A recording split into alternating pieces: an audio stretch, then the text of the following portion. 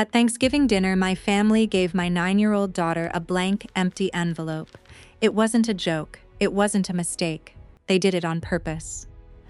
My mother handed it to her with a sweet, thin smile.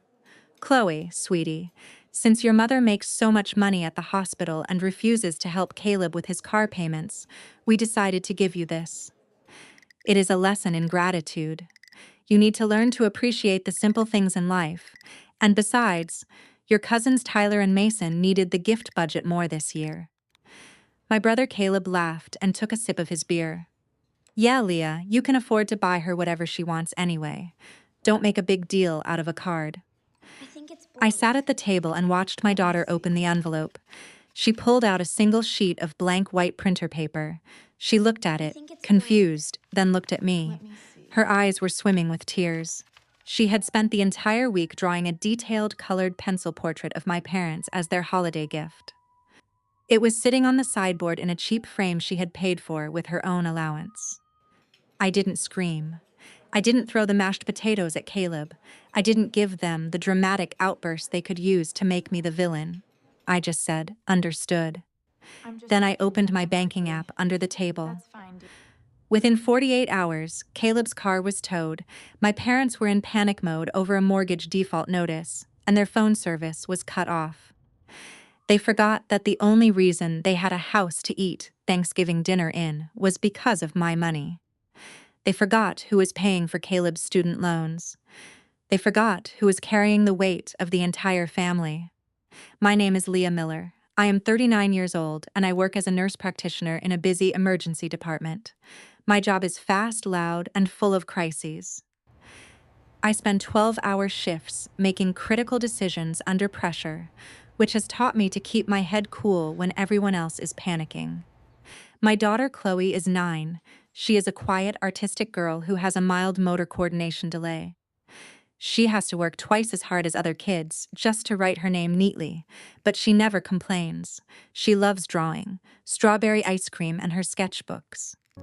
Her father left us when she was 3, and since then it has just been the two of us. My parents, Helen and Richard, have spent their lives enabling my younger brother, Caleb. Caleb is 35. He is the golden child. He has never held a job for more than 6 months. He always has a new scheme, like a custom wood-burning business or a local drone photography service, that my parents fund with their dwindling savings. Whenever Caleb gets into financial trouble, my parents come to me quietly.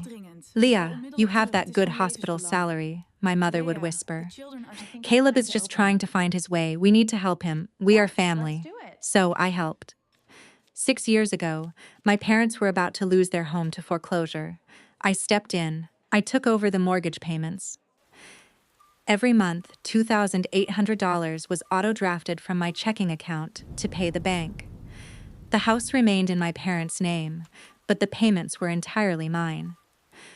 I also paid Caleb's student loans, $550 a month, because he claimed he couldn't get a job with the collections marks on his record.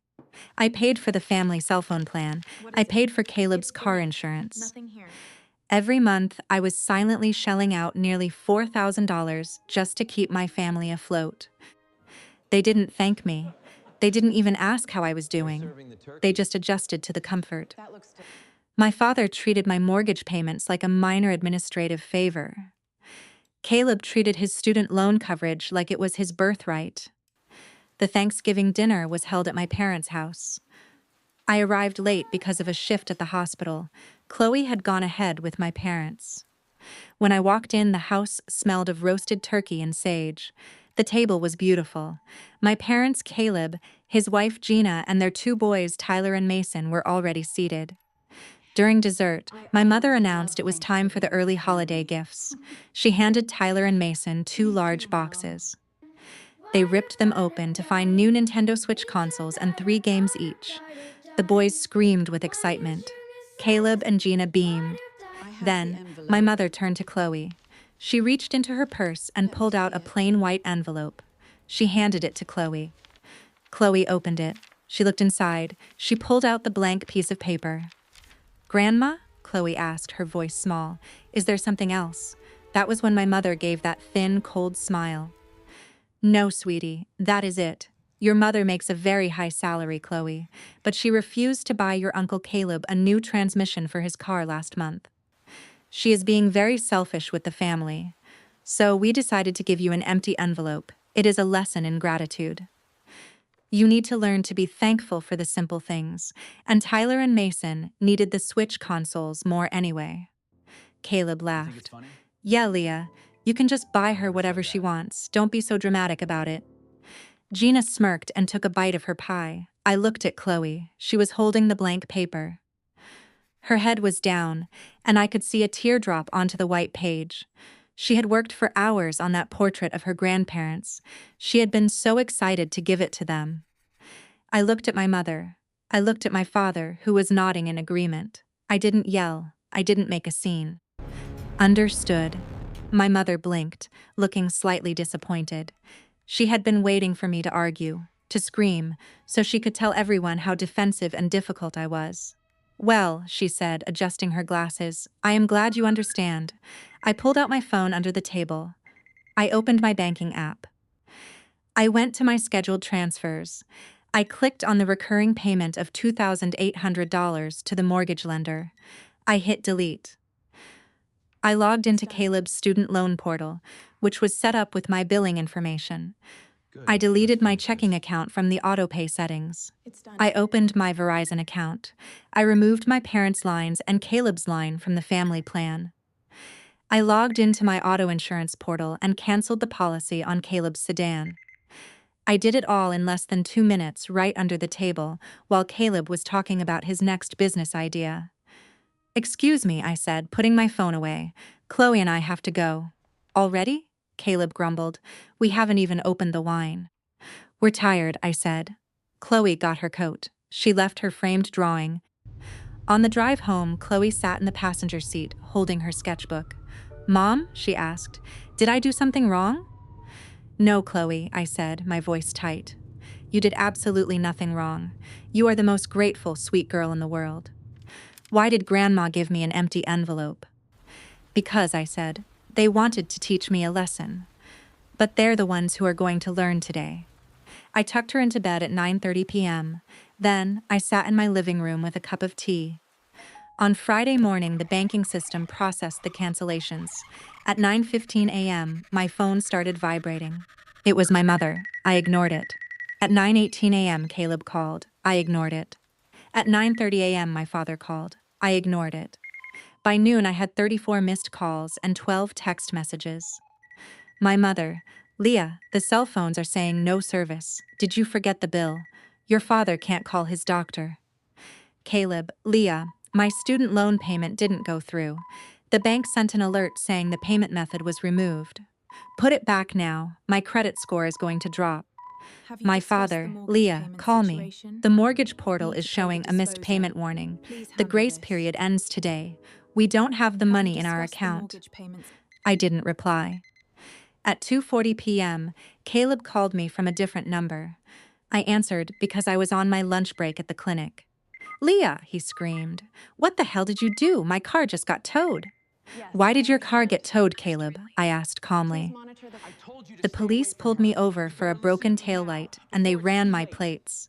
I They said warned my you, insurance get was out of my canceled life. yesterday. I The told you to stay registration was away from her. suspended because You of better it. listen to me now. It cost me $600 to get the car out of the impound, and I had to walk to the police station. Oh, I said. Well, Caleb, since I'm so selfish with the family, I decided you needed a lesson in gratitude. You should be grateful you had a car to drive in the first place. Now you can appreciate the bus. You did this on purpose, he yelled. You're ruining my life. Understood, I said, and I hung up. On Saturday morning, my parents and Caleb showed up at my townhome. I saw them through the window. Caleb was pacing on the grass, his face red. My father was holding a stack of papers. I opened the front door, but kept the screen door locked. Leah, my father said, his voice deep and angry. Open this door, we need to talk. I can hear you fine, Dad, I said. You canceled the mortgage payment, my mother cried, from behind him, her eyes puffy. The bank representative called us. They said if we don't pay by Monday, they are going to start the default process. We don't have $2,800. You'll have to find it, I said. You are evicting your own parents over a card, my father shouted. It was a lesson for Chloe. She is a spoiled girl who needs to learn to value things. Chloe isn't spoiled, I said. She spent a week drawing a portrait of you. She paid for the frame with her own allowance. You gave her a piece of blank paper to hurt me. You wanted to show me that you could take things away from my daughter. It was just a lesson, my mother wept. Yes, I said, and this is mine. For 6 years, I have paid your mortgage. I paid Caleb's loans. I paid your phones. I paid his insurance. I spent $40,000 a year keeping you comfortable, and you treated me like an ATM while telling my daughter she didn't deserve a real gift. Caleb stepped forward, pointing his finger at the screen door. You think you're better than us because you have money? You're a cold, selfish person, Leah. Michael would be ashamed of you. I looked at him. Michael died 5 years ago, Caleb. But if he were here, he would have stopped the payments 5 years ago. I only kept paying because I thought family meant something. But family doesn't give a 9-year-old child an empty envelope to punish her mother. No. My father shook the papers in his hand. Where are we supposed to get the money for the mortgage? Sell the Nintendo Switches, I said. Caleb's jaw dropped. What? Sell the Switch consoles you bought for Tyler and Mason, I said. Use that money. Or Caleb can get a job. He has had 5 businesses. He can surely find a shift at a retail store. You can't do this to us, my mother whispered. We are your parents. You are, I said, and you have 60 days before the bank foreclosure becomes serious. I suggest you start packing. I closed the heavy wooden door and locked it. They knocked for another 10 minutes. Caleb kicked the porch railing. My father yelled, but I didn't open the door. A year has passed since that Thanksgiving. My parents ended up selling the house before the foreclosure went through. They had to downsize to a small 1-bedroom rental on the other side of town. Caleb had to sell his car to pay off his student loan arrears. He and Gina are living in a duplex, and Caleb is working at a local warehouse. They don't talk to me. Gina posted some angry things on Facebook about greedy sisters, which I only heard about through a cousin. I blocked all of them. Chloe is 10 now. Her motor delays are improving, and her sketchbooks are filled with beautiful drawings of animals and landscapes. Last week, we were cleaning out the closet, and I found the white envelope my mother had given her. It still had the blank piece of paper inside. I started to throw it in the trash, but Chloe stopped me. Can I keep it, Mom? She asked. Why do you want to keep an empty envelope, sweetie? Chloe smiled. Because it reminds me of the day you chose me over them. I put the envelope back in her keepsake box. Maybe some people think I went too far. Maybe they think I should have swallowed the insult, kept paying the mortgage, and let my parents treat my daughter like a second-class citizen just to keep the family happy. But those people have never seen the look on a child's face when she realizes the people who are supposed to love her don't care about her. I don't need my family's approval. My daughter is safe now, and she knows she is worth more than a blank piece of paper.